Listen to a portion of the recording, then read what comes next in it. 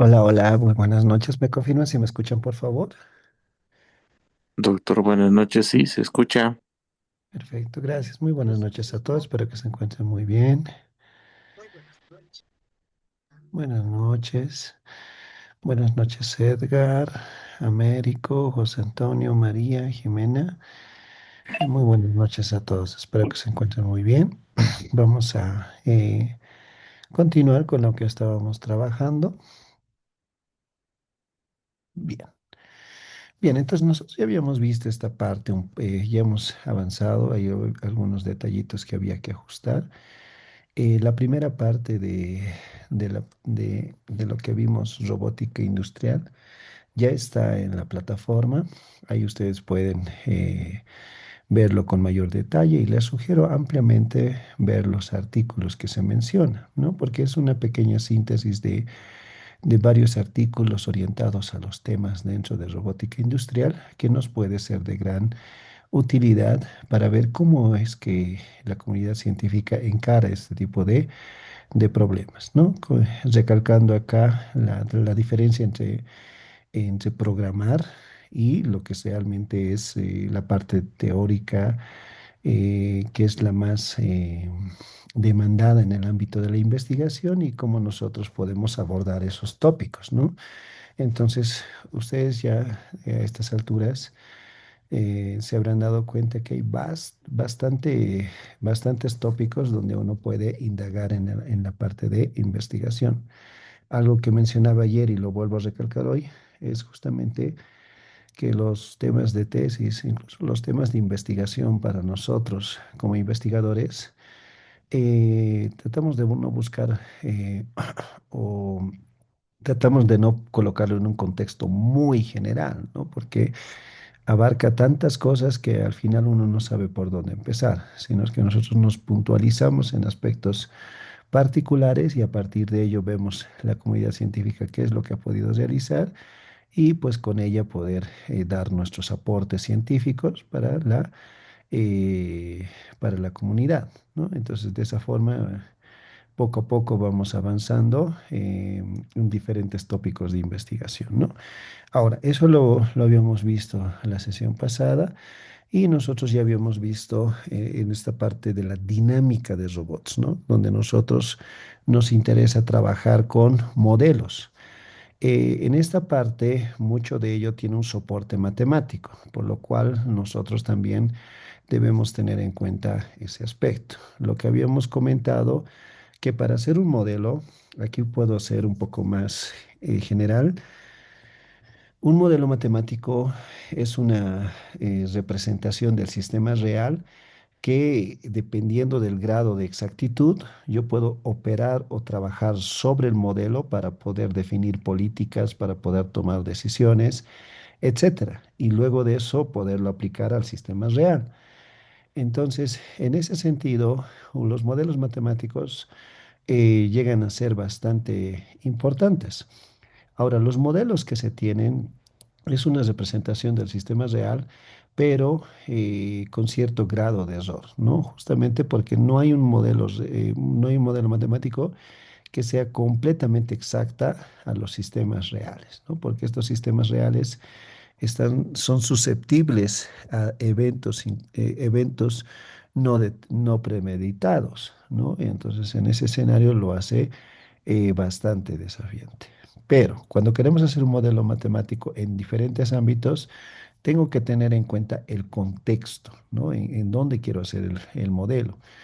Tengo que tener en cuenta los principios que gobiernan ese tópico, las leyes, ¿no? Las teorías que se han desarrollado y en base en todo eso puedo ir formando mi modelo del sistema real, ¿no? Entonces, nosotros habíamos mencionado acerca de la energía potencial, las fuerzas que se involucran en el sistema y todo eso, hay principios, ¿no? Ahora, esto de holonómico es muy habitual y en el ámbito de robótica aparece este término, ¿no? Si ustedes buscan, como yo ya les había indicado anteriormente, cuando ustedes quieren indagar un poco más en el estado del arte del tópico que sea de su interés, poder colocar eh, en Google Scholar, por ejemplo, un buscador que les permite a ustedes tener los artículos recientes en el tópico que ustedes estén interesados, ¿no? Entonces, en ese sentido, eh, poder,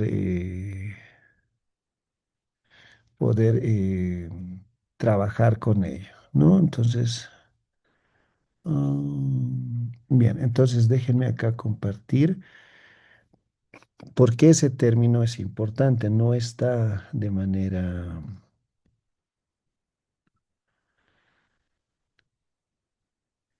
ok, aquí por ejemplo, a ver, no, aquí está, restricciones holonómicas. Eso es algo que aparece muy frecuente en el ámbito de la mecánica, ¿no? Entonces, en sistemas, en robots, aparece de manera natural. Solo puse holonomic constraints y aparece una gama de resultados, ¿no? Aquí podemos hablar mecánica cuántica incluso y clásica, restricciones holonómicas, sistemas hamiltonianos.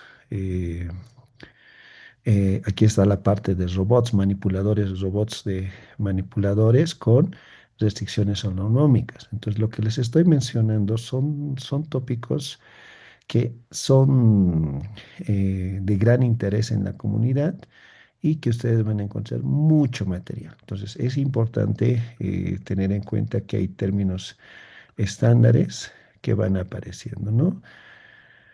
A ver, restricciones analógicas, no analógicas, y aquí hablan, esta por ejemplo, este es un bonito artículo que te habla de sistemas tecnológicos modernos, ¿no? Donde se tienen en cuenta las restricciones holonómicas y no holonómicas, ¿no? Entonces ahí uno puede revisar para tener una idea de cómo se está trabajando y la parte de adaptivo, ¿no? Entonces, en las sesiones pasadas he hablado algo de control adaptivo y la palabra adaptivo es algo que también se está tratando de colocar en otros escenarios, ¿no? Entonces, en ese sentido, son términos que les permite a ustedes poder indagar un poco más en el ámbito de investigación, ¿no? Y miren acá, deep learning, ¿no? Entonces, ahí no holonómicos y ahí se puede para métodos de navegación con restricciones no holonómicas. Entonces, son conceptos estándares y uno tiene que tener en cuenta a qué se refiere con este tipo de terminologías, ¿no? Y con ello ustedes pueden ir trabajando, ¿no? Y aquí está otra vez la parte de robots. Entonces, nosotros si nos queremos meter con el ámbito de robótica industrial, tenemos que entender también las tendencias actuales, porque uno pensaría que al momento de sumergirse en la industria, los robots ya están dados y ya simplemente lo operamos y ahí se acabó, ¿no? Pero la misma robótica tiene desafíos importantes que hoy en día la comunidad científica está tratando de resolverlos, ¿no? Entonces, en ese sentido, la importancia de lo que menciono en la presentación, ¿no? Entonces, en ese sentido, ¿no? Entonces, las limitaciones del movimiento de un robot se expresa a través de condiciones. Cuando hay esas restricciones, le llamamos holonómicas, ¿no? Y eso pueden darse de cuenta, por ejemplo, a un brazo robótico. ¿Ves? El brazo robótico que esté empalmado a una componente quizás no puede tener una revolución de 160 grados, ¿no? Porque uno de sus extremos está empalmado con otra componente que no le permite hacer todo eso, ¿no? Entonces ahí hay restricciones y si hay ese tipo de restricciones le llamamos restricciones holonómicas, ¿no? Y eso ya es más desafiante porque si no consideras restricciones holonómicas, es más flexible y puedes tener mayores ventajas. Entonces, mucha de la comunidad trata de encarar este tipo de problemas y poder resolverlos, ¿no?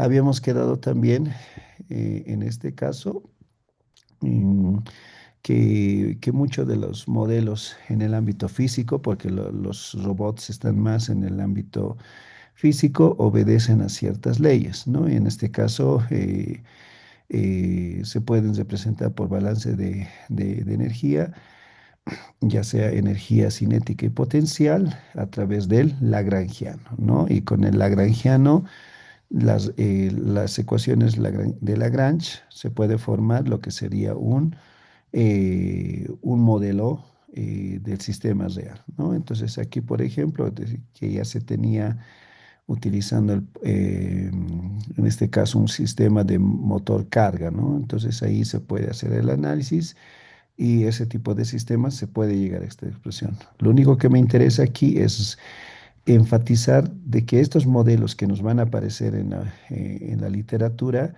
no son modelos al azar, sino que obedecen ciertos principios por los cuales han sido planteados, ¿no? Y muchos de ellos obedecen a las representaciones lagrangianas. La lagrangiana es una manera de representar al sistema real, pero hay otra que también es la representación hamiltoniana, ¿no? Que es otra manera de ver eh, el modelo, y pues uno ya decide si quiere ir con la lagrangiana o la hamiltoniana, ¿no? Entonces, en ese sentido. Bien. Entonces, cuando nosotros empezamos a desarrollar la teoría, empezamos a tener varios términos matemáticos en este caso, que poco a poco van teniendo presencia en los modelos finales. Entonces, cada vez que uno ve un sistema real, tiene que preguntarse cuál es el modelo más aceptado de ese sistema, ¿no? Por ejemplo, hace poco nos atacó esto de la pandemia, el cual también tiene ciertos modelos. Uno de los más estándares y más usados es el modelo SIR, ¿no? Pero se dieron cuenta que ese modelo no sirve para poder, bueno, no es muy eficiente para poder predecir la evolución del COVID que nos ha pasado. Entonces empezaron a trabajar o a invertir dinero en proyectos para modelamiento de modelos pandémicos, ¿no? Y ahí se utilizaron teoría de grafos, entre otras cosas. Entonces, poco a poco se ha ido eso desarrollando, justamente porque los modelos no se ajustaban al sistema actual. Entonces, cuando ustedes quieren meterse con la parte de robótica y hay un modelo en particular, deben de preguntarse cuál es el modelo más usado o más estable para ese tipo de sistemas y trabajar con ello. Así no se tienen que meter eh, no se tienen que meter con la parte del modelamiento, ¿no? Entonces evitamos esa parte del modelamiento y podemos ir realizando nuestros otros objetivos de estudio, ¿no? Habíamos indicado también que hay otras fuerzas que aparecen de manera natural en el sistema, pero que a veces por cuestiones técnicas, por cuestiones de comodidad, las obviamos, ¿no? Y decimos que esos términos no afectan demasiado al sistema y que pueden ser omitidos. Pero nos hemos dado cuenta que a lo largo de los años esa omisión ha traído varios problemas, porque al momento de quererlo implementar, eh, es una de las razones por la cual la teoría se aleja de la práctica, ¿no? Entonces se tenía ese tipo de problemas en varios sistemas y en otros sistemas, obviamente, que resultaban bastante bien.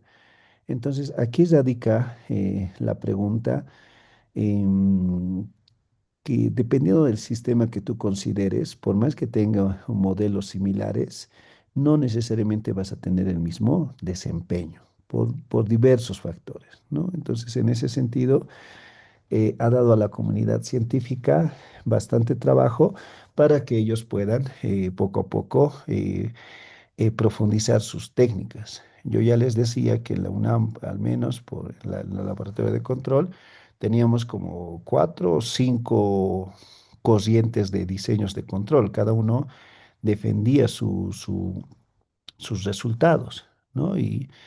Y pues la conclusión que se llegaba ahí era que los sistemas son tan variados que no, que no hay una respuesta para todos, ¿no? Entonces, dependiendo del sistema que consideres, vas a ir optando por alguna técnica en particular, ¿no? Entonces, en ese sentido, hay para comer para todos, ¿no? Entonces, en ese sentido. Ahora, uno de los aspectos que hay que tener en cuenta es que cuando tú manejas sistemas mecánicos, ya tienes una estructura definida. Entonces, no necesariamente tienes que empezar el modelamiento desde el principio. Simplemente tienes que ver las características que tiene tu sistema para que tú puedas obtener el modelo de tu sistema, ¿no? Yo ya les había dicho que este término es desafiante, ¿no? Yo ya les comenté el día de ayer, mostré, mostré cómo nosotros en el doctorado con el equipo que trabajamos pudimos dar varios resultados que se han convertido en artículos científicos. Entonces era muy explícito, el sistema era muy concreto, hablábamos de grados de libertad, ahí aparece de tamaño n por n, y yo les indicaba que para n igual a uno había bastantes desafíos, ¿no? Y que la comunidad ahí ha empezado a producir eh, resultados en esa dirección, pero no hemos podido cubrir todo para todo valor de n, ¿no? Es un problema abierto actualmente, ¿no? Entonces, este es el término que causaba mucho problema, ¿no? Peor si es que consideras los otros términos, ya se complica aún más. Entonces, la parte de modelamiento, si es desafiante, puede ser que lo logremos bajo ciertas circunstancias, pero el hecho de tener un modelo no te implica que ya todo está resuelto. También tu modelo puede ser bastante complejo, que no sea rentable tu técnica y tengas limitaciones, no por el sistema, sino tengas limitaciones por el modelo que estás considerando. Y ahí otra vez se le destapa desafíos y ahí también la comunidad está empezando a dar resultados. Por eso indicó que esto de la robótica industrial es muy amplia, que te permite dar la opción de poderte incorporar en alguna de las partes de todo ese desarrollo, ¿no? Y ahí obviamente va a requerir tus habilidades. Si es en la parte de programación, pues que te enfocarás más en ese ámbito. Si es en la parte física, quizás te convenga más esta parte de los modelos. Si tu formación involucra la parte de las matemáticas, quizás entonces realmente tú puedes abordar este tipo de modelos muy particulares y ver cuáles son las restricciones que se tienen desde el punto de vista matemático, ¿no? Entonces, ahí hay diferentes maneras de poderse sumergir en este vasto tópico de la robótica, ¿no? Entonces, esa matriz va a cumplir siempre esta condición que son llamados los símbolos de Christoph. Entonces, ¿eso qué quiere decir? Que todo sistema físico va a satisfacer esta condición, toditos, ¿no? Entonces, cuando tú quieres hacer análisis o quieres dar tus resultados, ese tipo de información es útil para ti porque eso tú lo vas a poder utilizar, ¿no? Y algunos han intentado diseñar nuevas herramientas, como en este caso esta matriz, que depende de la matriz de inercia y la matriz de Coriolis, con la cual si tú lo armas de esta forma, vas a tener propiedades de ese tipo de matrices. Y la pregunta es ahí, ¿qué es lo que puedes obtener, ¿no? Y es lo que ha hecho la comunidad. Eso por un lado. Bien, ahora, otro aspecto importante es justamente, por más que tengas el modelo, el otro desafío son los parámetros. Porque los parámetros, por más que sea un sistema que estándar, la fabricación, el material y todo eso, hace que esos parámetros de esos constantes no sean exactos. Por eso es que en el laboratorio, los que han tenido experiencia en eso, que los equipos nuevos que llegan, por más que su catálogo te diga estas constantes tienes que considerar, el sistema físico no necesariamente obedece sus parámetros. Entonces uno tiene que hacer aquí estimación paramétrica, ¿no? Y nuevamente ahí es un nuevo mundo, nuevas técnicas y mucha gente científica solo enfocada en estimación paramétrica. Ahí es donde todos nosotros podemos tener, ¿no? Entonces, déjenme acá, vuelvo a esta parte de, de buscar eh, parametric.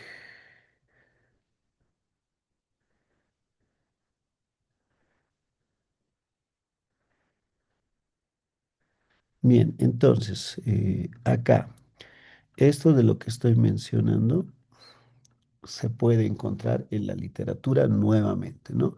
¿Por qué hago este ejercicio de buscarlo? Porque les estoy diciendo que pequeños detalles de toda esta configuración abren a mundos de investigación, ¿no? Es una pequeña partecita que podría ser eh, no tan interesante, pero cuando realmente ves las dificultades, se abre todo un mundo de investigadores eh, que está detrás de todo eso, ¿no? Entonces aquí podemos ver modelos de transporte, desafíos y oportunidades, machine learning, pero aquí está otra vez, estimación paramétrica. Entonces estimación paramétrica es propio de la robótica, pero no se limita a eso. Ese tipo de problemas también puede haber en otros escenarios y ahí están viendo ustedes machine learning, ¿no? Entonces, simplemente para poder tener esa idea de que las cosas están conectadas y que alguna de las problemáticas que se tengan en una área, su análogo pueden estar pasando en otras áreas, ¿no? Por eso es importante esa frase que les decía, saber mucho de algo y algo de todo, ¿no? Entonces, ese es una buen consejo para no cerrarnos nuestro interés solo al área que somos expertos, ¿no? Si nos tenemos que abrirnos más a diferentes áreas para poder tener mayor ventaja al momento de diseñar nuevas estrategias, ¿no? Entonces ustedes pueden ir viendo ahí, pueden buscar y tener diferentes situaciones, ¿no? Ahí está estimación paramétrica, predicción de modelos para modelos en ecuaciones diferenciales, ¿no? Y ahí se ha sacado y fíjense el año. Otra cosa que también es importante que revisen son los años de publicación, porque a medida que va pasando el tiempo, se supone que la comunidad científica ha ido obteniendo nuevos resultados, ¿no? Entonces, cuando yo hice el doctorado tenía problemas abiertos y yo tengo que estar constantemente revisando si hasta la fecha no hay nuevos resultados. Quizás yo estoy queriendo resolver algo que probablemente otro científico ya lo ha resuelto. Entonces estoy invirtiendo tiempo en algo que quizás no valga la pena invertir porque ya está resuelto, ¿no?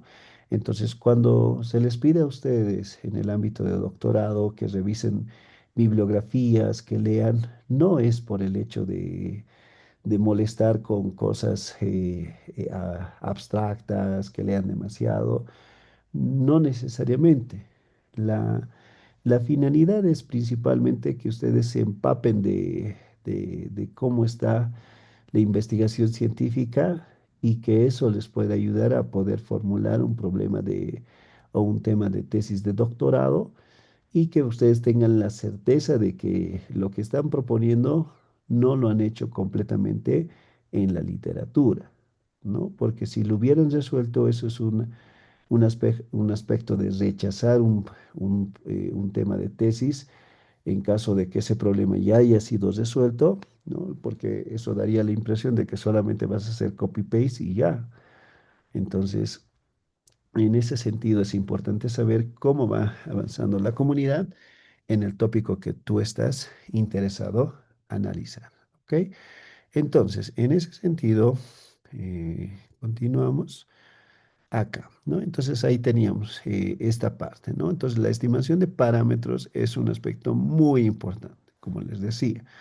Hay bastante gente que está trabajando, al menos yo donde estaba ahí en el posgrado, tenía colegas que estaban solamente dedicándose en este pequeño modelo, ¿no? Y solamente estaban trabajando ahí con los parámetros, cómo lo puedes estimar de manera precisa y todo eso, ¿no? Y yo les decía que los equipos que llegaban al laboratorio, por más que el manual dijera que las constantes son esas, no eran esas. Entonces nosotros teníamos que hacer estimación paramétrica con nuestras técnicas y poder ajustar y para ese sistema físico poder determinar realmente cuáles son los parámetros. Y con eso nosotros podríamos utilizar esos sistemas para poder hacer nuestros experimentos y poderlo desarrollar. ¿Ok? Entonces, mucho ojito con ese término. Bien, a ver,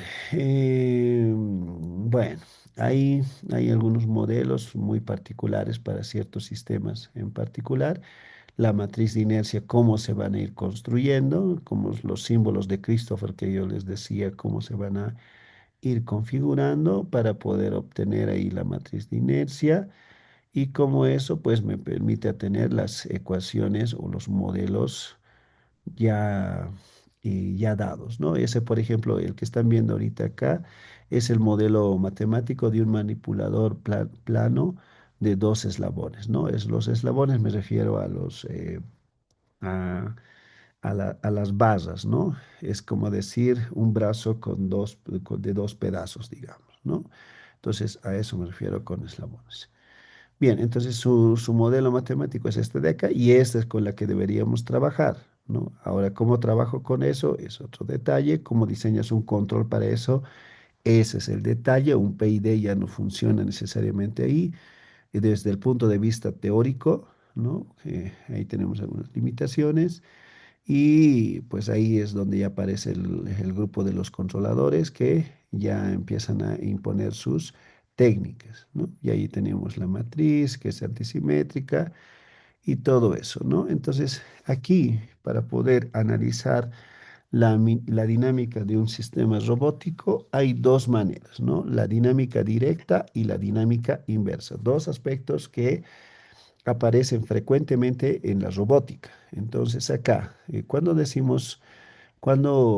hablamos de una dinámica directa, ¿no? Como indicamos acá en la diapositiva, dado los pares, en este caso el torque, determinar las aceleraciones y conociendo las condiciones iniciales, las posiciones y las velocidades, ¿no? Entonces, en ese sentido.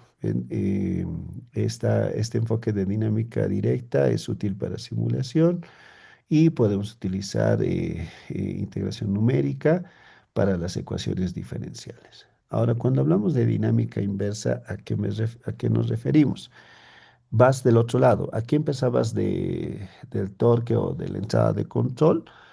Aquí vas al revés. Entonces, dadas las aceleraciones, las velocidades y posiciones, determinamos el control. ¿Ok? Entonces, en ese sentido tenemos la dinámica directa e inversa. En la directa empiezo con la entrada de control, que es justamente el tau que se considera como entrada de control, y a partir de ello determinamos todo lo demás, ¿no? Que es más desafiante.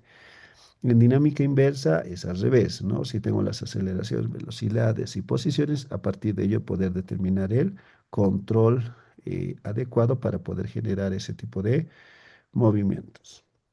Bien, entonces, cada una va a ser útil para diversas situaciones, ¿no? La dinámica inversa se puede utilizar para la planificación de trayectorias y control basado en el modelo, ¿no? Si se resuelve a través de métodos como ser el método de Newton-Euler. Entonces, son dos enfoques que se han presentado y cada una de ellas pues tiene sus propios desafíos, ¿no? Yo por lo general he trabajado más en dinámica directa, aunque sí he tenido contacto con personas que han estado trabajando más en dinámica inversa, ¿no? Entonces, cada una de ellas es amplia, por eso es que el tiempo no nos da para poder abordar todo ello y pues nos tenemos que concentrar en uno de ellos, ¿no? Entonces, en dinámica directa, como te decía, partes de, del modelo dinámico, ¿no? Y aquí estamos, donde está la parte de la matriz de Coriolis y todo eso, ¿no? Entonces uno puede resolverlo de manera numérica y puede tener ahí una estimación. Ahora, aquí hay un aspecto importante. Muchos de los sistemas, eh, uno diría, pero si tenemos los métodos numéricos, ya tenemos soluciones.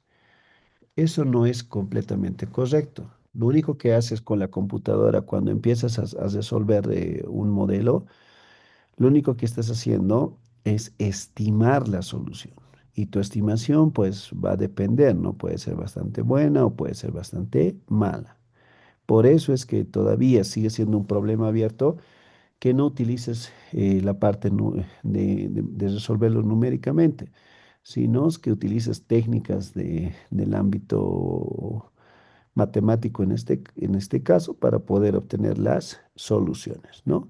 Por ejemplo, si ustedes saben, hay varios problemas de gran interés que son los problemas del milenio. Son los 7 problemas del milenio. Cada una de esas tiene una recompensa de $1 millón y dentro de esos problemas están las soluciones de las ecuaciones de Navier-Stokes. Numéricamente se puede estimar la solución, pero no es suficiente. Y por eso se sigue buscando las soluciones de manera analítica, ¿no? Me refiero de manera explícita, sin que necesites la computadora para obtener esos resultados. Y hay problemas tan fuertes como las ecuaciones de Navier-Stokes que es muy, muy difícil resolverlas, ¿no? Entonces, en ese sentido, hay que hacer esa distinción, ¿no? Entonces, yo les había dicho que los modelos en este contexto se basan en principios, en leyes, ¿no? En teorías. Eso lo tienen que tener muy en cuenta al momento de querer meterse en la parte de modelamiento.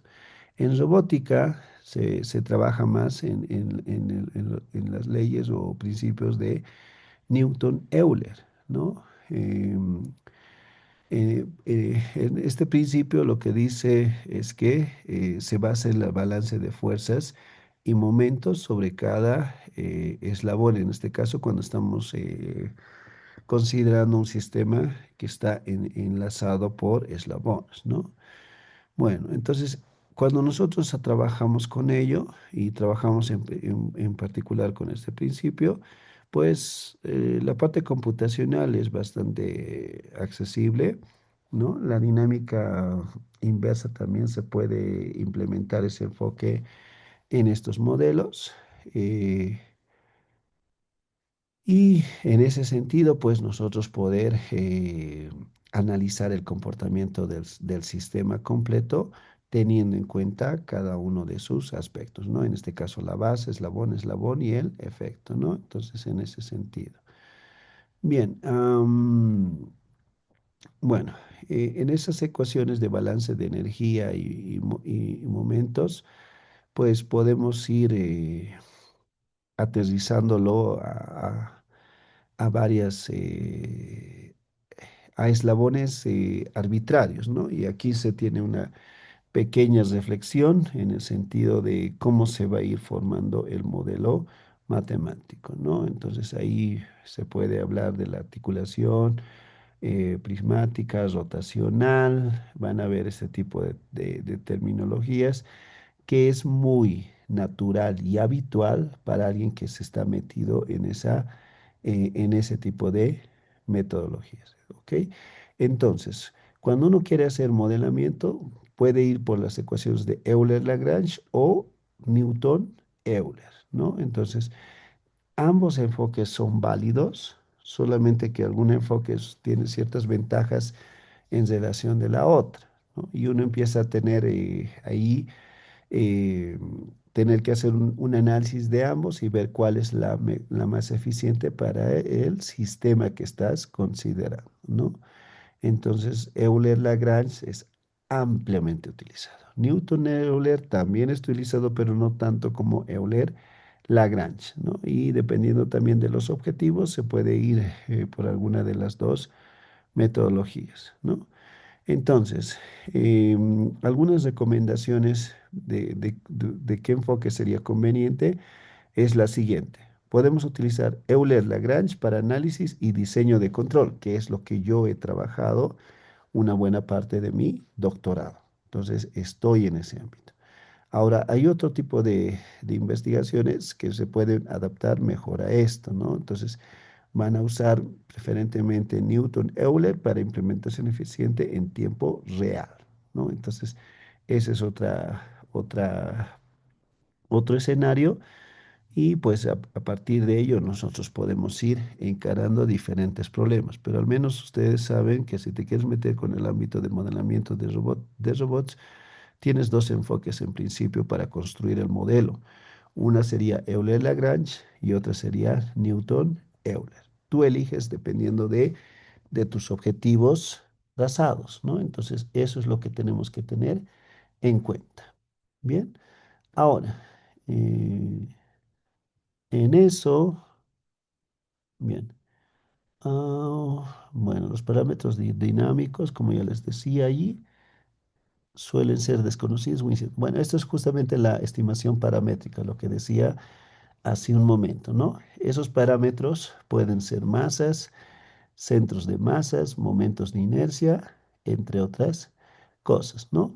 Ahora, ¿cómo hacen eso de estimación paramétrica? Por si acaso, entonces aquí podemos hacer una pequeña recopilación de los pasos que se hace para poder hacer estimación paramétrica. Primero que nada, a través del control se empieza a generar trayectorias, ¿no? Que empiezan a tener movimientos muy particulares eh, que se empiezan a mover de manera rápida, ¿no? Y de eso pues va a generar un efecto en el sistema. Y al generar ese efecto en el sistema, nosotros vamos a tratar de obtener los coeficientes, ¿no? Por eso dice así, en el segundo paso registramos la posición QT, medimos también la velocidad. En caso de que no se tenga un sensor, pues se puede hacer derivar de manera numérica para estimar la derivada y obtener ahí la segunda derivada, ¿no? Medimos directamente las entradas y utilizamos la linealidad del modelo y reescribimos de esa forma. Justo lo que les había mencionado, el modelo que utilizan los de estimación paramétrica, ¿no? Y ahí se empieza a resolver, se hace una parte de optimización a través de mínimos cuadrados para poder estimar esos coeficientes. Ahora aquí hay que ser bastante precisos. Esa estimación suele ser bastante eficiente, pero no deja de ser una estimación. Puede que todavía no encontremos el valor real, pero hemos disminuido el error posible que se pueda cometer, ¿no? Entonces, en ese sentido, lo tenemos en cuenta. Bien, ahora entonces podemos hacer una síntesis aquí sobre el estado actual de la cinemática y la dinámica de robots, ¿no? Entonces los métodos clásicos, como mencioné, Euler-Lagrange, que aunque sea clásico, actualmente se sigue usando, ¿no? Entonces, tener en cuenta ese aspecto, ¿no? También puede ser Newton-Euler. Entonces, están ampliamente consolidados, ¿no? Entonces, como les decía, cuando yo quiero analizar o bueno, alguno de mis proyectos que estamos en ejecución, seguimos utilizando este tipo de métodos, ¿no? Ahora, en ese escenario, en la parte computacional, nosotros ya disponemos de bibliotecas o de softwares de bibliotecas que cada vez son más eficientes. Si nosotros hemos indicado que la parte numérica solamente es una estimación que muchas veces puede tener limitantes, obviamente en la parte computacional, la gente en ese ámbito ha ido trabajando y obtienen resultados mucho mejores que antes, ¿no? Y ahí ya podemos disponer de algunos ya establecidos que podemos usarlos, ¿no? La identificación de parámetros hoy en día es habitual en la industria, ¿no? Como lo dice en su punto 3, ¿no? Entonces ahí de estimación paramétrica se puede armar un proyecto de tesis para ver cómo nosotros podemos aportar a las técnicas actuales que se tienen, porque no siempre se puede hacer una estimación paramétrica eh, aceptable para todos los sistemas, Entonces ahí uno tiene que empezar a tener nuevas técnicas de estimación paramétrica, ¿no?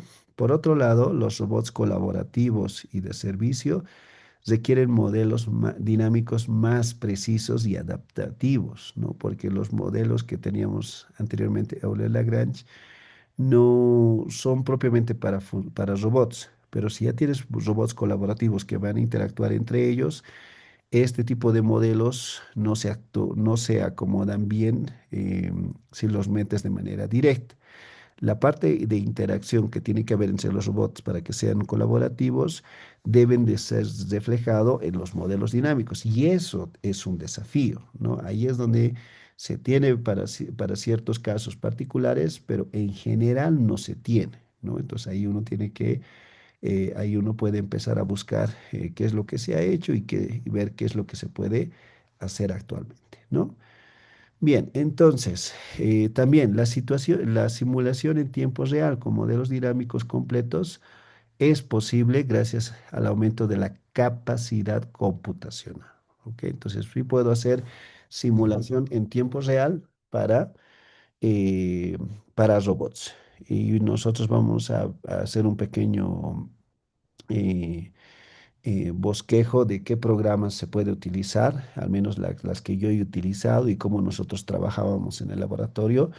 Y pues muchas de ellas yo no lo conocía en pregrado, tampoco en la maestría, pero ya en el doctorado era necesario conocer ese tipo de paquetes porque necesitas tú respaldar tus resultados teóricos. Por eso yo decía, no todos vamos a tener no todos tenemos una industria, ¿no? No todos tenemos acceso a un equipo físico. Entonces, la salida que nosotros vamos a tener es a través de las simulaciones, ¿no? Y en parte eso, nosotros podemos respaldar nuestros resultados teóricos a través de simulaciones. Entonces, es importante ver cómo yo puedo hacer una simulación. Ahora, aquí algo que me, me di cuenta después cuando estábamos haciendo en el postdoctorado, cuando estábamos queriendo explorar algunas ideas. No teníamos mucha luz de cómo lo íbamos a atacar de manera metodológica desde el aspecto formal. Lo que se nos recomendaba era hacer las simulaciones primero, ver que las ideas que tú tienes, ver si en la simulación se comportan como deberían comportarse, ¿no? Porque en caso de que no se comportaran, quizás tu intuición no es muy certera. Entonces, en lugar de dedicarle años a un problema muy particular, ¿qué tal si no tiene solución y tú estás invirtiendo tiempo de manera, eh, como se dice, estás invirtiendo tiempo en vano, ¿no? Entonces, ahí hay un balance entre el uso computacional y la investigación teórica formal, ¿no? Entonces, en ese sentido, es importante hoy en día entender la parte de la simulación y pues también lo que vamos a ver también de programación en robótica, ver también ahí cómo ese escenario, ¿no? Entonces aquí el desafío en sí lo podemos reducir en en la siguiente sentencia. Pasar de modelos basados en parámetros nominales a modelos que se adaptan en tiempo real a cambios en la carga, desgastes, condiciones de entorno, etcétera, ¿no? Entonces, nuevamente esa palabra de adaptarse, ¿no? Entonces, conforme se vaya utilizando un modelo por un sistema real, si el sistema real empieza a tener un cambio, tu modelo debería considerar ese cambio y reajustarse todo y poder decir qué es lo que se tiene que hacer en ese escenario, ¿no? A eso se refiere el desafío que colocamos ahí, ¿no? Entonces, cuando uno ya quiere ver problemas abiertos, podemos clasificarlo en los siguientes puntos. La cinemática inversa en tiempo real para robots redundantes, ¿no? Entonces, esto se reduce a encontrar soluciones optimizadas que eviten situaciones muy recurrentes, ¿no? Que son las singularidades, las colisiones en cuestiones de tiempos muy cortos, ¿no? Entonces necesitamos encarar ese tipo de situaciones. Esto lo pueden entender, por ejemplo, en el ámbito de los audífonos inalámbricos, ¿no? Entonces, los audífonos inalámbricos, cuando llegaron, y no sé si tuvieron esa experiencia, pero al principio había el problema de retardo, ¿no? Entonces, en ese sentido, hoy en día los audífonos que compran posiblemente no tengan ese problema de retardo. Y es justamente porque se ha ido optimizando, ¿no? Ese tiempo de retardo, tratando de buscar que el retardo sea lo más mínimo. Por más que ustedes me escuchen en este momento, eh, hay un retardo, ¿no? Hay un retardo en lo que yo estoy hablando y en lo que a ustedes les llega la voz, hay un retardo, ¿no? Entonces, lo que se quiere acá es que el retardo siempre va a existir. El único detalle aquí es que si lo podemos minimizar a través de técnicas y de esa forma tener una comunicación óptima, ¿no? Entonces, en ese sentido se refiere cuando nosotros estamos haciendo cinemática inversa, que al momento de encontrar las soluciones óptimas, evitemos ese tipo de singularidades y colisiones en milisegundos, ¿no? Es decir, tiene que ser rápido. El otro tópico como un problema abierto, donde la gente empieza ya a tener resultados, es el modelo dinámico de robots con estructuras no rígidas, ¿no? Entonces, robots blandos, por ejemplo, eso se puede reducir a cables, cadenas, entre otros, ¿no? Entonces, puede tener ese tipo de componentes y ese tipo de componentes, ser, el hecho que lo quiera llevar a la parte del modelamiento puede ser bastante desafiante, ¿no? Porque la mayoría de los modelos se acopla bastante bien a una estructura rígida, ¿no? Pero cuando quieres estructuras no rígidas, por ejemplo, que estás considerando poleas, cables, la conexión eléctrica, ahí es donde uno tiene que tener cuidado, ¿no? Entonces la gente de igual ya está trabajando en esa línea. Otro problema abierto es la identificación paramétrica que les había dicho. Cuando tienes el modelo, pues tratas de ver todas las técnicas que tienes para poder hacer identificación paramétrica.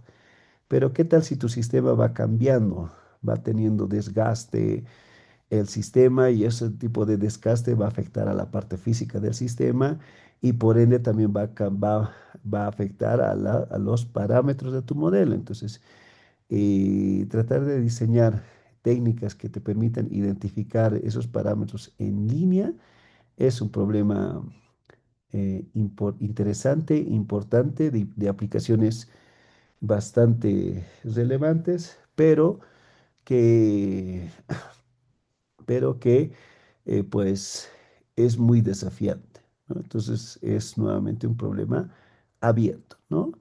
El otro aspecto es la parte de los modelados de las fricciones, ¿no? Si bien se conocen algunas fricciones, como la estática, la de Coulomb, las viscosas, ¿no? Entonces, son fricciones muy simplificadas, pero en la vida real las fricciones pueden darse de diferentes naturaleza, lo cual implica que su modelo no necesariamente va a encajar en la estática, en la Coulomb o en la viscosa, puede tener otro tipo de comportamientos, pero modelar eso es todavía bastante desafiante. Por eso se lo coloca ahí como un problema abierto en este contexto, ¿no? Entonces, de esa forma obtenemos, ¿no? Otro tipo de problemas que se tiene es control basado en el modelo con incertidumbre. Acuérdense de esta palabra. Hoy en día, lo que tenga que ver con modelos robóticos, se está utilizando bastante el concepto de inciertos, ¿ok? Eh, sistemas o modelos inciertos, ¿no? Entonces se refiere justamente a poder considerar términos que no conoces de manera exacta, pero sabes que están ahí, ¿ok? Entonces, si yo estoy mencionando eso, Y hace poco, como les decía, hemos presentado un proyecto, esperemos que nos vaya bien, un proyecto de investigación, donde en este caso estamos tratando de trabajar con Estados Unidos, pero lo que a ellos les interesa es trabajar con modelos inciertos, ¿ok? Entonces, lo comento simplemente para resaltar que es un tema de interés actual, ¿ok? Muy aparte de la inteligencia artificial y todo eso. La inteligencia artificial va a seguir su rumbo, va a estar dando sus aportes a diferentes áreas, pero cada una de las otras áreas tienen sus problemas abiertos que siguen siendo problemas abiertos, ¿ok? Que se pueda resolver algunos de ellos con apoyo de la inteligencia artificial, pues es válido, pero no siempre eh, lo va a resolver todo. Entonces, por eso son problemas independientes y que sigue siendo de gran interés en la comunidad científica, ¿ok? El otro, el modelo dinámico de robots con múltiples puntos de contacto, es el otro aspecto. La calibración cinemática de alta presión, esto también es bastante interesante. Eh, varios de los modelos tienen limitaciones de precisión y robustez, ¿no? Y uno puede empezar a buscar los que ya se tienen y que la precisión es demasiado exigente en el modelo, ¿no? Para que ustedes puedan implementar sus resultados, ¿no? Hay situaciones donde es muy importante y hay otras situaciones donde es tolerable, ¿no? La integración de modelos cinemáticos y dinámicos con aprendizaje automático, ¿no? Entonces, si bien yo les decía, la IA está teniendo participación en diversas áreas. Acá va a tener también participación, igual la gente está dedicada en esa integración. Por eso yo les decía el día de ayer, por si acaso, este tipo de problemas sí pueden ser bastante perceptibles desde la intuición, sin meternos en detalle, pero tener conciencia de que si te vas con mayores detalles vas a ver un mundo y ya es ahí donde va a haber, va a haber cosas abstractas y donde tú vas a aterrizar tus ideas para poder ver si podemos dar un resultado o no. ¿Ok? Entonces, en ese sentido, porque no se reduce, lo voy a conectar y abro ChatGPT y lo va a hacer. No, no trabaja así. ¿Ok? Tú tienes que crear redes neuronales, entrenar esas redes neuronales y a través de eso, pues poder tener resultados óptimos, ¿no? Entonces, en ese sentido, tenerlo en cuenta. Bien, bueno, ahí está también, si vamos un poquito más desde el punto de vista de inteligencias artificiales, ahí nos tendríamos que ver con más particularidades, ¿no? Redes neuronales para cinemática inversa, gráficos neuronales generativos, aprendizaje por refuerzo profundo, que eso también es propio de la inteligencia artificial, ¿no? Entre otras cosas, ¿no? Y la identificación y calibración, ¿no? Se puede tener modelos bayesianos, también es algo que se está explorando en este contexto. Eh, la identificación de parámetros por mínimos cuadrados también es otro, entre otros aspectos que se pueden presentar, ¿no? Ah, bueno, ahí están otro tipo de desafíos. Como les decía, es amplio, ¿no?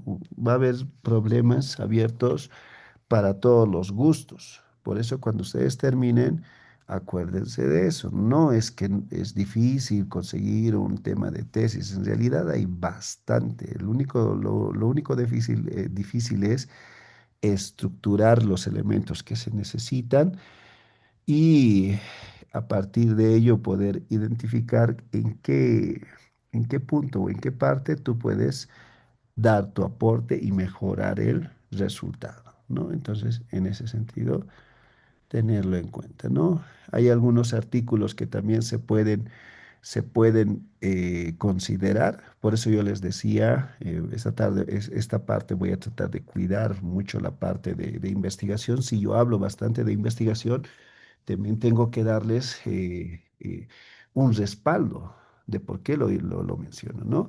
Y aquí ustedes pueden ver algunos de los artículos. Aquí hablamos de calibración cinemática para robots industriales. Ojo aquí, estamos hablando de robótica industrial, ¿ok? Estamos ahorita en el punto de robótica industrial.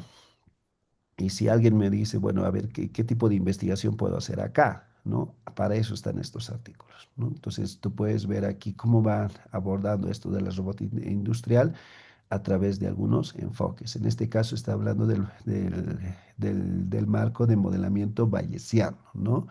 Artículo presentado ¿en qué año?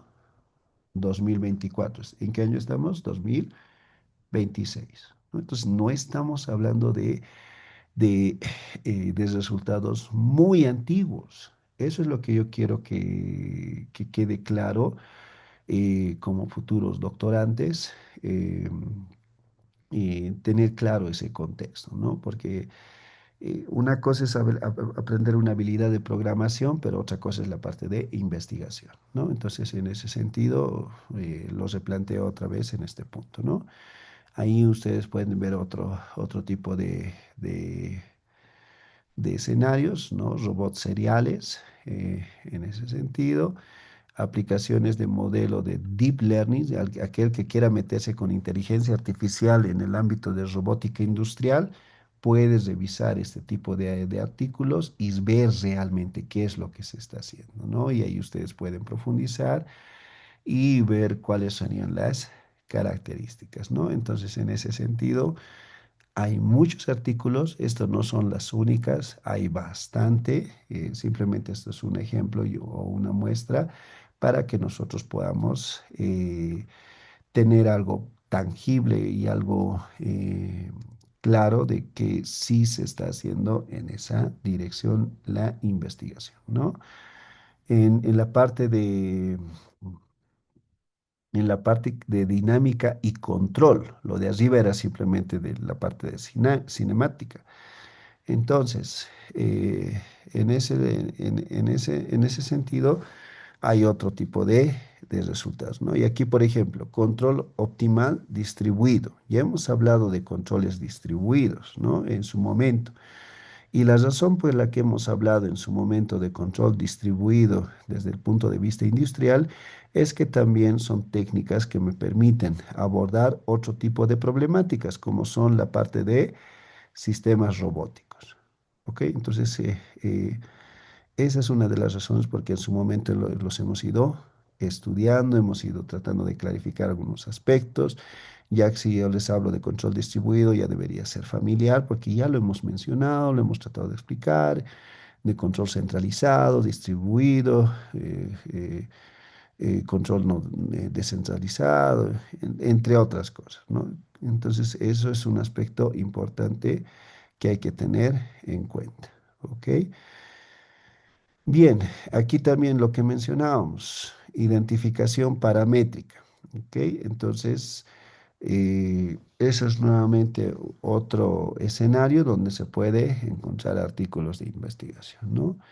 Otro escenario puede ser en el ámbito de robots avanzados y nuevas arquitecturas, ¿no? Entonces, en ese sentido, a ver, robótica. Bueno, aquí también podemos ver la parte de deep learning, la parte de inteligencia de redes neuronales artificiales, entre otros, ¿no? Bien, entonces la tendencia de las investigaciones se está yendo en esos escenarios. Una cosa es que ellos hayan implementado sus técnicas para ciertos modelos, ¿no? Porque cuando dices robots, cuando tú vas a leer directamente el artículo, vas a ver explícitamente a qué robot está considerando, ¿ok? No es a todos los robots, por si acaso. Cuando ustedes vean los artículos, vean Dicen de manera atractiva en el título a robots, pero obviamente cuando tú precisas, había sido un modelo matemático con 6 grados de libertad, por ejemplo, ¿no? Entonces, ahí se tiene. Pero esos no son todos los robots, ¿no? Entonces hay que tener muy en cuenta ese aspecto, ¿no? Entonces, la tendencia de todo lo que estamos viendo es que justamente varios de ellos están yendo en esta tendencia, ¿no? El poder explorar la interacción entre lo que serían los sistemas, modelos físicos y con metodologías clásicas y combinarlo con aprendizaje automático, ¿no? Los modelos híbridos. Los métodos de identificación paramétrica que les dije que es un problema bastante común, que, pues, que gente que ha hecho su doctorado y que actualmente está en el ámbito de investigación solo está trabajando aquí identificación paramétrica, está viendo lineales, no lineales, diversas situaciones, está ahí, ¿no? Entonces no va más allá, pero es justamente los problemas ahí son desafiantes, ¿no? Entonces, en ese sentido, son tendencias que se van a ir dando, ¿no? Cinemática y dinámica para robots blandos, lo que les decía, ¿no? Porque ha sido ampliamente estudiado la parte de lo que son los robots rígidos, pero eh, hoy en día con el IoT y con las diferentes revoluciones industriales, ha hecho que los robots tengan que tener ciertas características y obviamente necesitamos la parte de dinámica y cinemática para ese tipo de robots. Y no es una tarea fácil y por eso la gente se está dedicando en esa dirección, ¿no? Entonces, en ese sentido, al verlo desde una perspectiva de doctorado, hay bastantes tópicos que uno puede empezar a indagar dependiendo de las preferencias o de los gustos de los doctorantes para que ustedes puedan poco a poco ir indagando en los diferentes tópicos, ¿no? Porque como ustedes se han dado cuenta es muy amplio y cuando ustedes terminen sus módulos, van a necesitar plantear un tema de tesis para que ustedes puedan desarrollarlo, luego de eso defenderlo y eventualmente mandar un artículo de investigación que pueda ser aprobado y que ustedes con eso puedan obtener el grado de doctorado, ¿no? Entonces, en ese sentido, eh, se está también cubriendo esa parte, al menos en el módulo que me tocó realizar, ¿no? Ahí están las referencias donde ustedes pueden ir viendo con mayores detalles respecto a esta parte de la robótica industrial, ¿no? Y con eso, pues, se concluye esta parte. Ahora, eso es una parte solamente de la dinámica, ¿no? La parte física, la parte del subsistema manipulador que habíamos mencionado anteriormente, es donde nos estamos enfocando. Ahora surge la otra parte, ¿no? Que es justamente lo que voy a desarrollar en un momento, ¿ok? Bien, entonces a modo de poder dar continuidad, vamos a tener un pequeño receso para ir a tomar un poquito de café, un poquito de agua y podamos continuar, ¿ok? Entonces son las 9:42, entonces retomamos a las 9:50, por favor. Ustedes también vayan por algo de beber y continuamos con la sesión. 9:50 retomamos.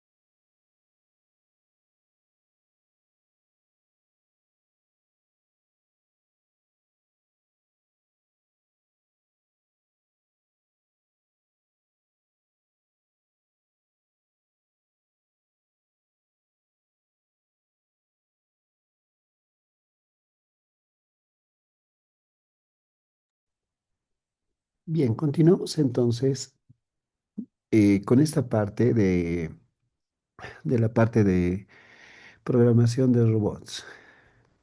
Como ya hemos mencionado, la robótica es muy amplia, sobre todo si lo quieres llevar a la parte industrial, ¿no? Porque, como ya les decía, la parte de robots se vuelve industrial cuando lo escalas a, a un ámbito de producción masiva. Pero los robots en sí pueden ser diseñadas de manera personal.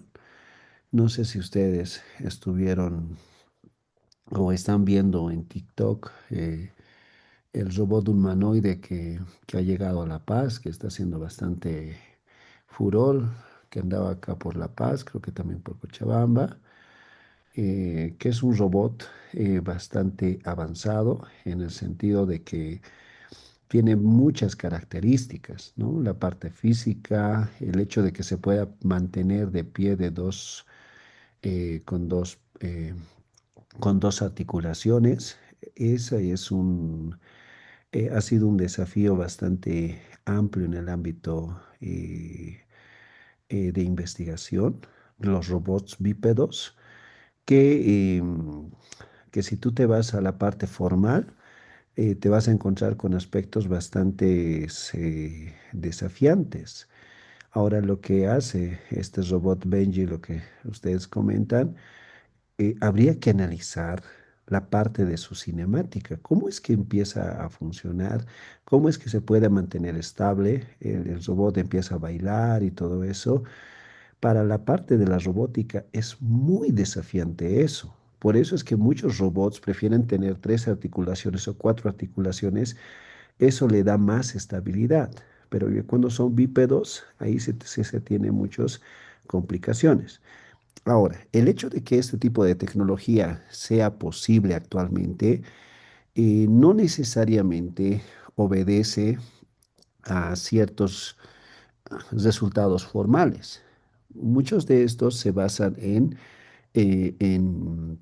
resultados numéricos que lo puede hacer la computadora, en optimizaciones, en cuestiones de probabilidades y todo eso. Y eso puede apalear las limitaciones formales que tenemos para poder llevar adelante este tipo de tecnología. Por eso yo les indicaba el vuelo de un avión. Si ustedes se ponen a pensar la parte del modelamiento y todo eso, es muy complejo. Pero eso no ha impedido que hoy en día podamos utilizar los aviones y podamos trasladarnos con una seguridad alta, ¿no? A pesar de todas esas limitaciones.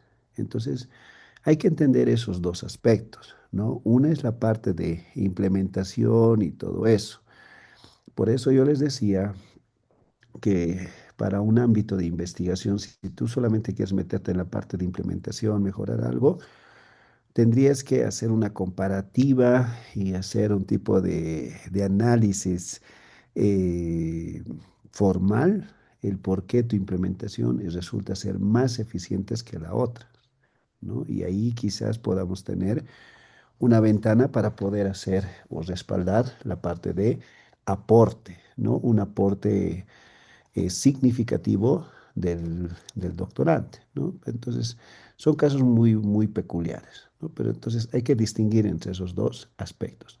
El hecho de que tengamos a Benji caminando por la ciudad de La Paz o por la ciudad de Cochabamba no implica que ya todos los problemas de robótica han sido resueltos, ¿no? Simplemente que han sido optimizados para este tipo de robots en particular y eh, se ha obtenido ese tipo de desempeño.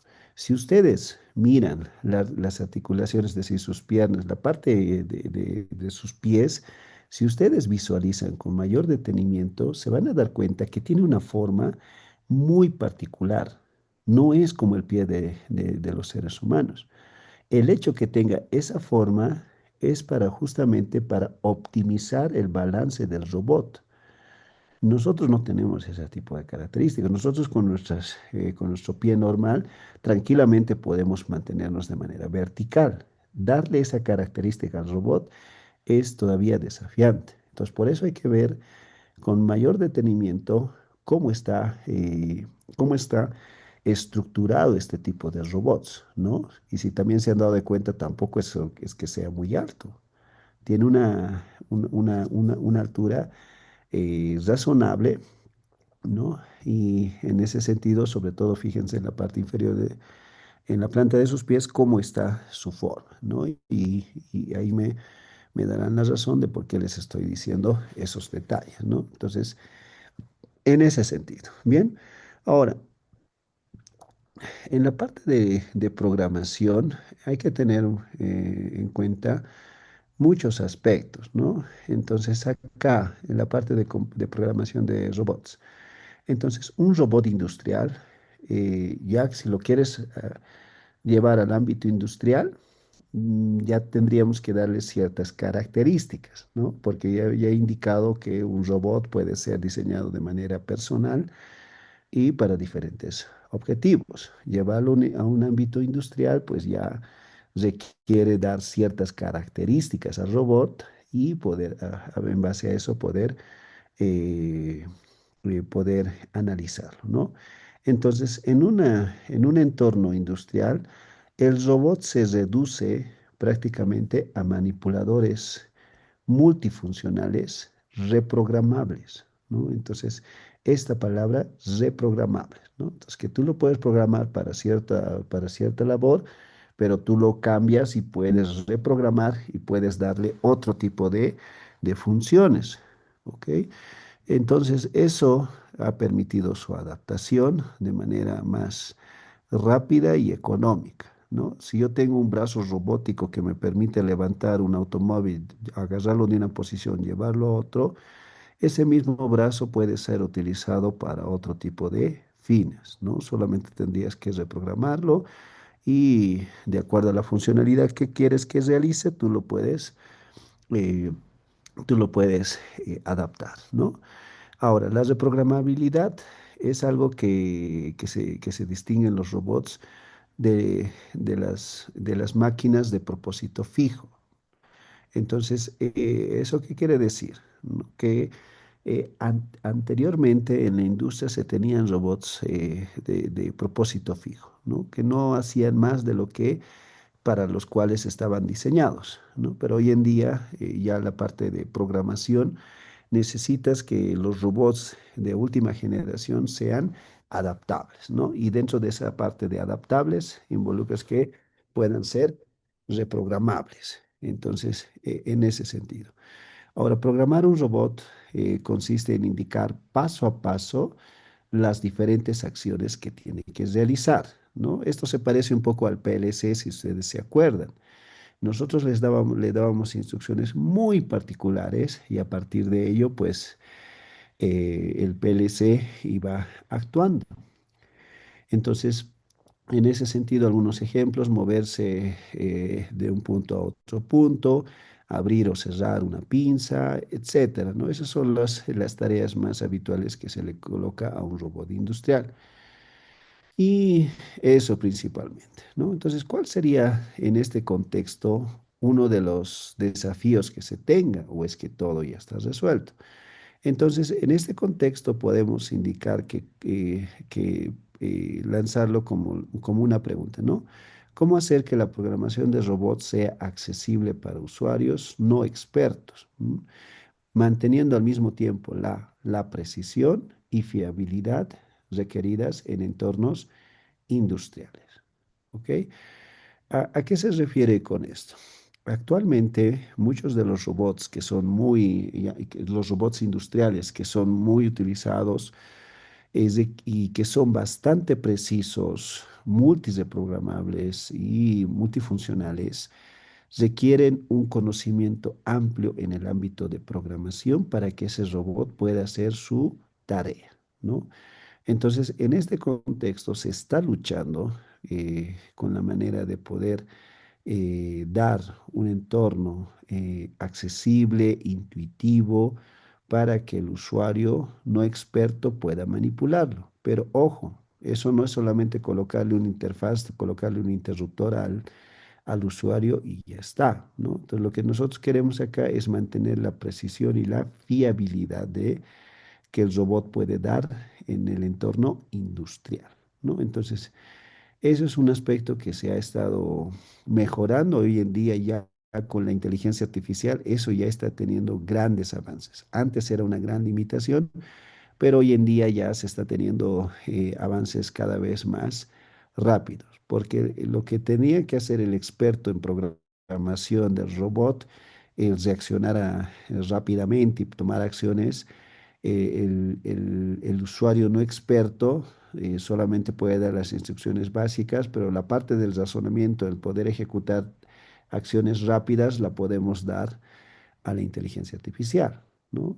Entonces, obviamente ahí hay que ver también cómo vamos a integrar, ¿no? Porque reitero, cuando hablo de inteligencia artificial no es conectar ChatGPT y que lo haga, ¿no? Entonces, eh, lo menciono efectivamente eso porque muchas veces se tiene esa idea errónea, ¿no? De que las inteligencias artificiales que actualmente hay son suficientes. No son suficientes. Si tú quieres meter inteligencia artificial en el ámbito industrial, tienes que tú diseñar la inteligencia artificial, crear las redes neuronales, darle un entorno donde puedas darle un aprendizaje adecuado, poder evaluar si el aprendizaje que ha obtenido es fiable, no es fiable, con qué grado de error. Una vez que lo tengas en ese sentido, ver las conexiones que se puede hacer con la parte robótica, la parte física y cómo ellos pueden interactuar y cómo vas a colocar protocolos de seguridad en caso de que la inteligencia artificial empiece a fallar, porque es una inteligencia artificial, pero que está basada en el aprendizaje. Entonces puede que puedas generar un ambiente peligroso. Entonces tienes que tener protocolos de seguridad aparte que pueda controlar de que todo está yendo dentro de lo marcos seguro y que si pasa algún tipo de escenario eh, eh, peligroso, pues puedas tomar acciones y poder paralizarlo todo, ¿no? Entonces, a eso me refiero con integración de inteligencia artificial. Entonces, no es una tarea fácil. Entonces, ahora, ¿cómo creas las redes neuronales? ¿De dónde partes? Entonces, justamente ese es el escenario que uno tiene que empezar a plantearse, ¿no? Por eso yo recalco, digo, no es solamente de conectarlo a ChatGPT, que ChatGPT lo haga, porque eso no, porque ChatGPT está diseñado para otro tipo de finalidades. Por eso es que en muchas ocasiones te ayuda en diversos ámbitos, pero no es un especialista en uno de esos ámbitos, ¿no? Aunque eso ya con el tiempo pues va a ir cambiando por las grandes mejoras que está teniendo actualmente, ¿no? De las diferentes inteligencias artificiales. Bien, entonces, cuando nosotros queremos ver los métodos de programación, podemos hacer una clasificación, ¿no? Entonces tenemos una clasificación general en la cual vamos a decir que un robot puede ser programado de dos maneras, ¿no? Programación por guiado, esto ya lo veo en el ámbito online, y programación textual, esto ya lo veo en el ámbito offline, ¿no? Entonces, la programación de robots industriales se clasifica en esos dos ámbitos, ¿no? Entonces, programación por guiado y la programación textual. Entonces, cuando nosotros hablamos de programación por guiado, ¿en qué contexto estamos? Entonces, vamos a entenderlo de la siguiente forma. Entonces, la programación por guiado consiste en enseñar al robot los movimientos que debe realizar, ¿no? Guiándolo físicamente el manipulador a través de trayectorias deseadas, ¿no? Entonces, en este escenario, nosotros somos los que tenemos el control del robot. El robot está como un soporte, como un apoyo, que va a ser la tarea difícil, pero nosotros lo estamos guiando, ¿no? Ahora, hay dos tipos de guiados, el guiado pasivo y el guiado activo. En este caso, el guiado pasivo, el operador pues mueve el robot físicamente, ¿no? Entonces, un claro ejemplo puede ser prácticamente lo que serían bueno, a ver, un ejemplo brusco podría ser, por ejemplo, el tractor, ¿no? O sea, al momento de manipular, el brazo se mueve y tú estás operándolo de manera física, ¿no? En ese contexto, podríamos considerar al tractor como un robot. Entonces, por eso esa parte del robot es muy genérico y que permite abordar muchos escenarios, ¿no?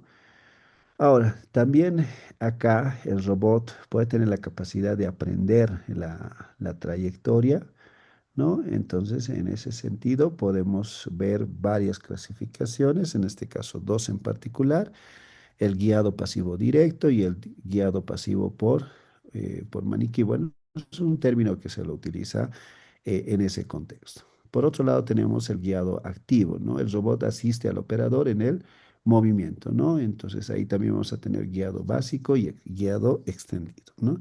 Entonces, esto simplemente es una manera de cómo nosotros podemos entender la parte de la programación.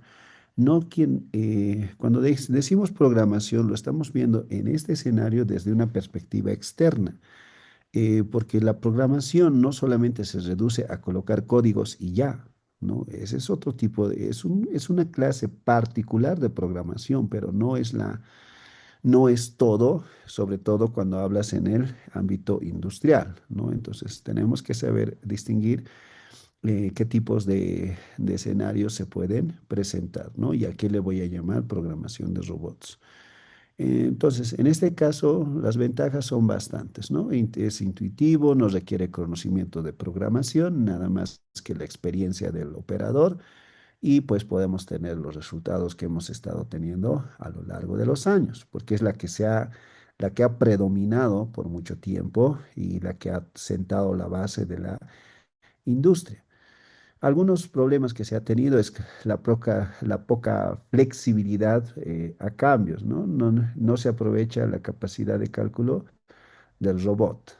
Entonces, en ese escenario, obviamente, las ventajas han predominado para ese momento, pero hoy en día, como la tecnología va avanzando, van cambiando el escenario donde se va a desarrollar el robot y lo que uno quisiera, ¿no? Porque la tecnología va avanzando, lo que hace que muchas áreas empiecen a evolucionar de manera rápida, lo que involucra que las otras áreas que no han evolucionado sean forzados a evolucionar, ¿no? Entonces, es una cadena que está fuertemente conectada, ¿no?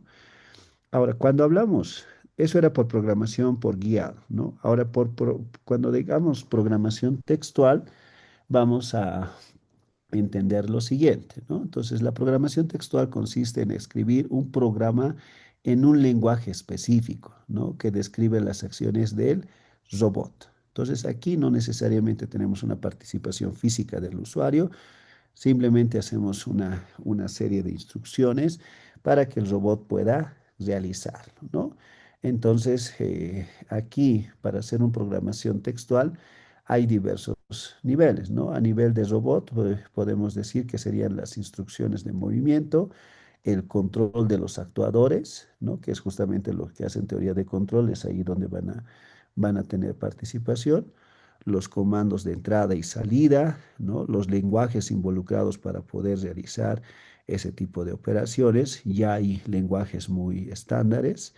eh, en ese sentido, el VAL, el B+, el RAPID, entre otros, ¿no? Entonces ya son lenguajes propios de la robótica que uno tiene que tener en cuenta que ya existen. Si uno quiere meterse en este ámbito, tiene que empezar a indagar en ese tipo de lenguajes, ¿no? Y poder ir desarrollándolo.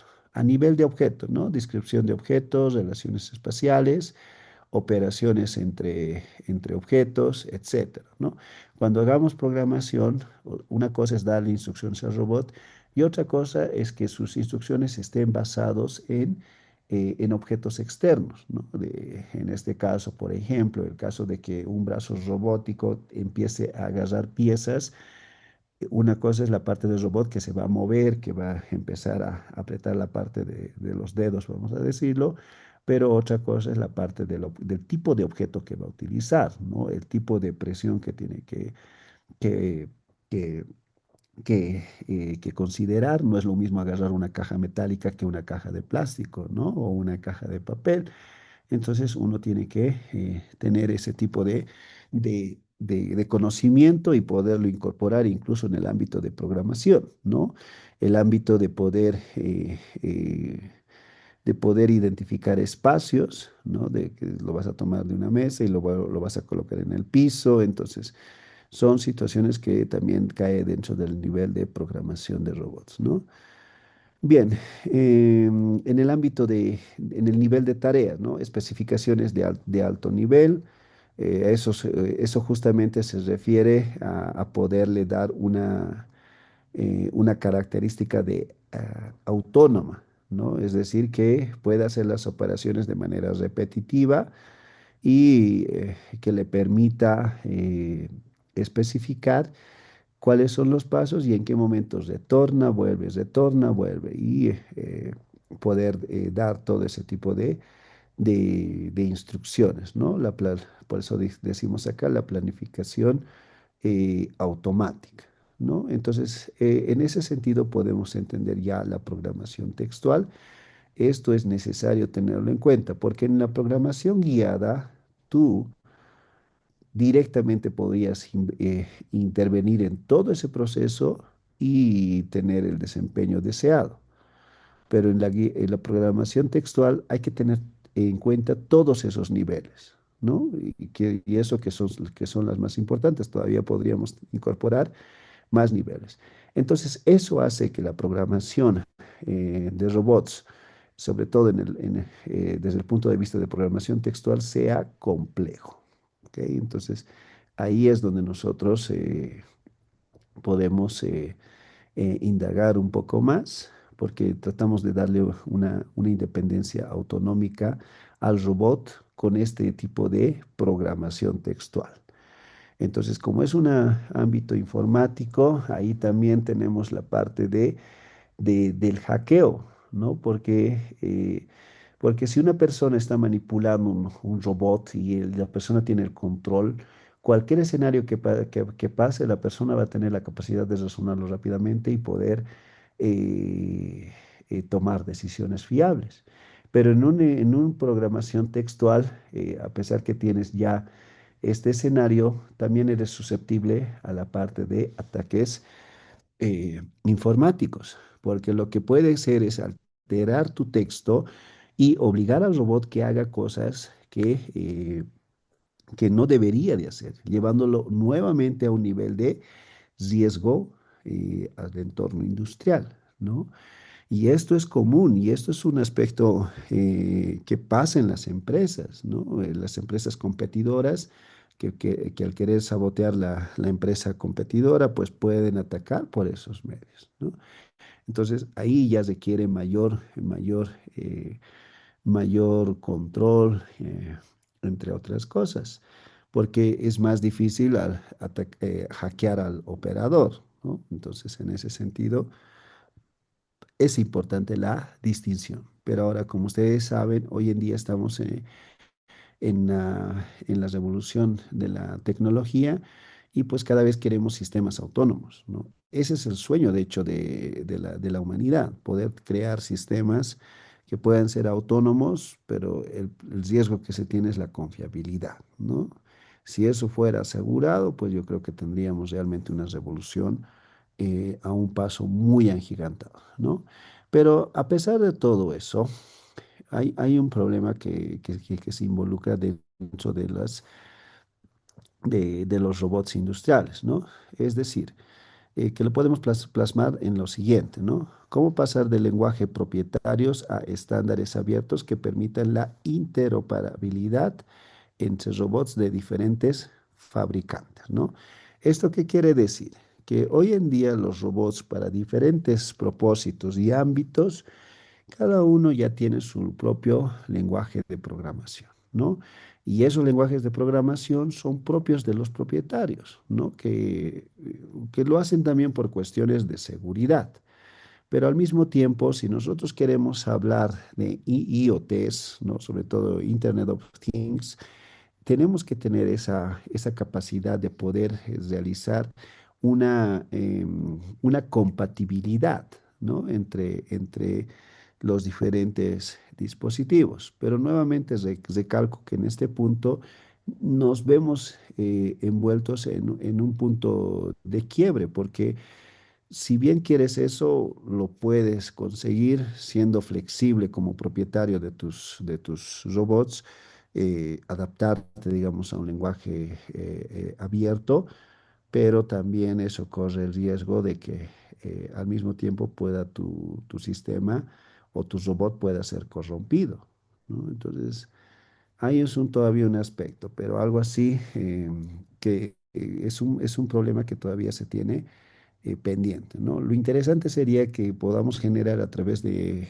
inteligencias artificiales mecanismos que permitan entender los lenguajes de programación de diferentes dispositivos y que pueda estandarizarlo y que pueda hacer una interacción y a través de ello, pues mandar otra vez a los dispositivos los, las instrucciones en su lenguaje natural, ¿no? Entonces ya se está trabajando en ese escenario, pero bueno, ahí también hay algunas limitantes, pero también hay unos avances que aquel que le gustaría, pues puede indagar en ese contexto, ¿no?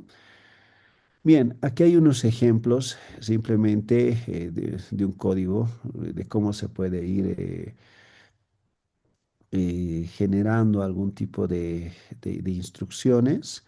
Obviamente ahí se parece un poquito al PLC, obviamente que ya se tiene otro tipo de sintaxis, ¿no? Entonces eso simplemente lo coloco como un ejemplo y en ese sentido podemos ir describiendo algunos aspectos, ¿no? Entonces en este sentido, cuando hablamos de los niveles, podemos establecer algunos ejemplos, ¿no? El nivel de objetos, se describen operaciones entre objetos en términos de sus características geométricas, ¿no? Entonces, para hacer el ámbito de programación, podemos colocar lo siguiente, ¿no? Situar el B sobre C, haciendo coincidir el lado BC con lado C1, lado B2.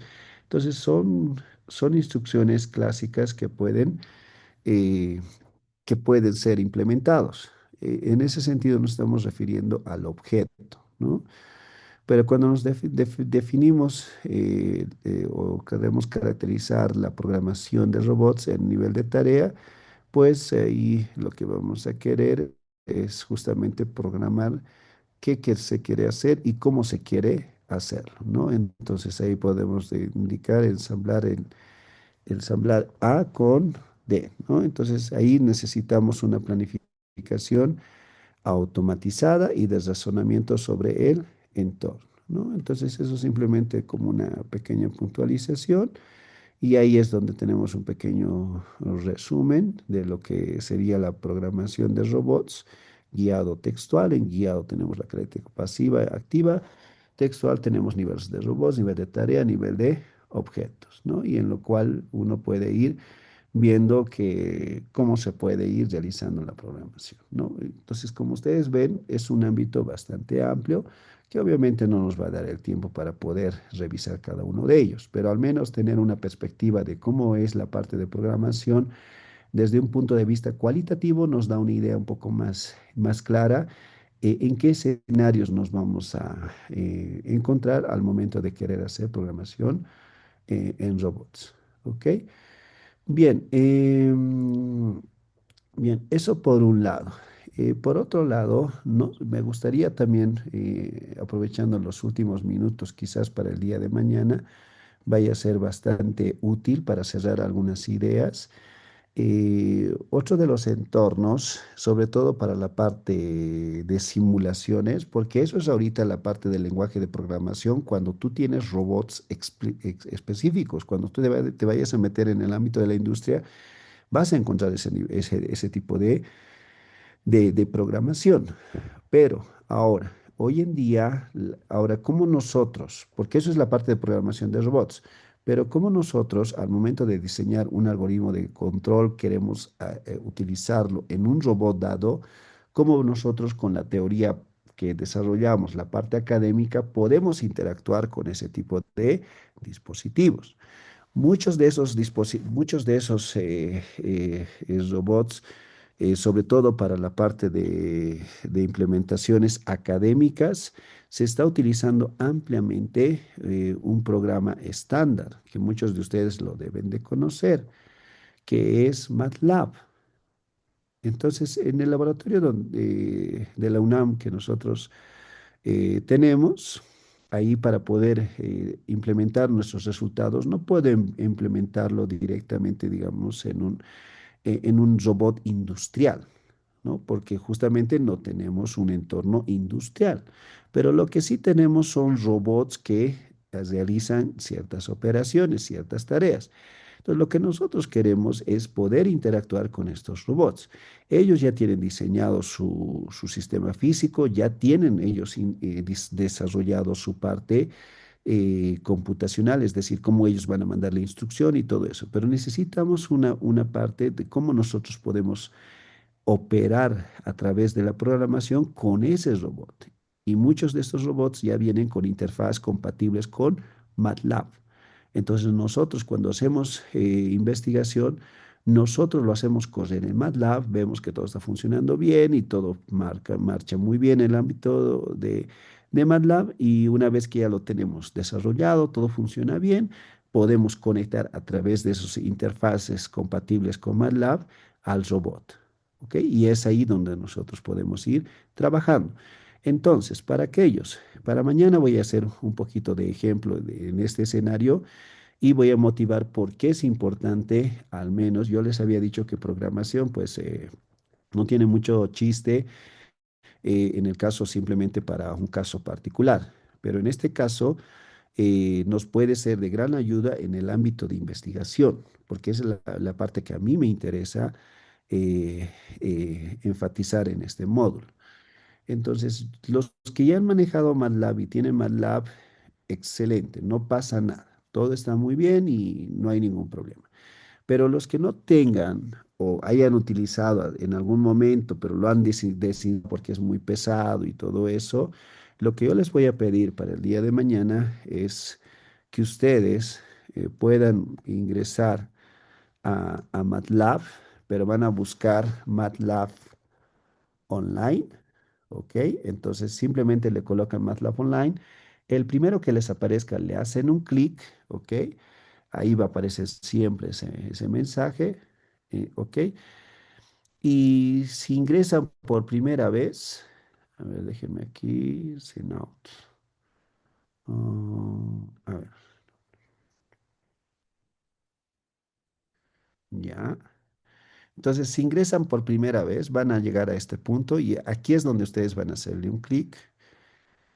Y ahí es donde, si ya lo tienen creado, pues simplemente es ingresar el código. Entonces, pero en caso de que no tengan, que yo creo que va a ser una gran parte, van a colocar crear cuenta y aquí lo van a asociar a un correo electrónico que ustedes tengan.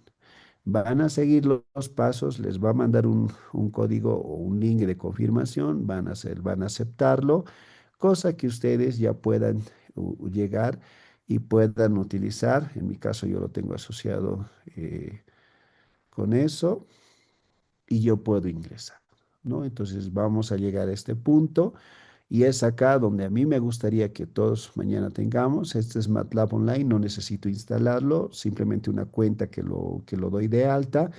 Tienen horas libres que ustedes pueden usar. Ingresamos ahí y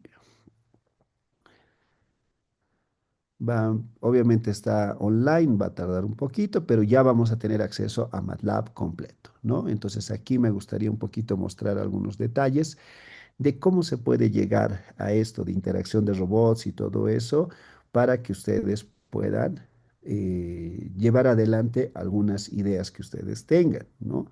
Entonces, el hecho de que yo sí utilice este programa es por una razón muy particular que me gustaría discutirlo el día de mañana con ustedes, pero me gustaría que la mayoría de ustedes llegue a este punto, ¿no? Para que ustedes también puedan tener esa experiencia, veamos, expliquemos cuáles son las características. Los que han llevado MATLAB, excelente, ustedes sabrán que tiene muchas ventajas, muchos centros de investigación a nivel de posgrado. tienen ya la licencia comprada y la utilizan en sus laboratorios de investigación sin problemas, ¿no? Y muchos sistemas robóticos personales que quieres implementar, quieres ver la parte de cómo se trabaja, tienen interfaces compatibles con MATLAB y con eso pues tú puedes interactuar con el sistema robótico, ¿ok? Bien, entonces eso simplemente para terminar pues háganlo eso en el transcurso de mañana para que pues, la sesión, pues los que gusten podemos desarrollarlo en este sentido y daremos una breve explicación y cómo es lo que puedo conectarlo con programación robótica y puede ser útil este entorno. ¿Ok? Bien, bueno, vamos a quedar acá. Muchísimas gracias. Pasen una muy bonita noche. Nos vemos entonces mañana. ¿Ok? Bueno, cuídense mucho. Chao, chao. Hasta mañana, Coloquen sus doctor. Muchas nombres. gracias. Gracias. Sus nombres en el Muy chat, por buenas favor. Los noches, doctor. registro. Buenas noches, compañeros. Buenas noches, buenas noches. Buenas noches. Doctor, solamente con carácter de aclaración,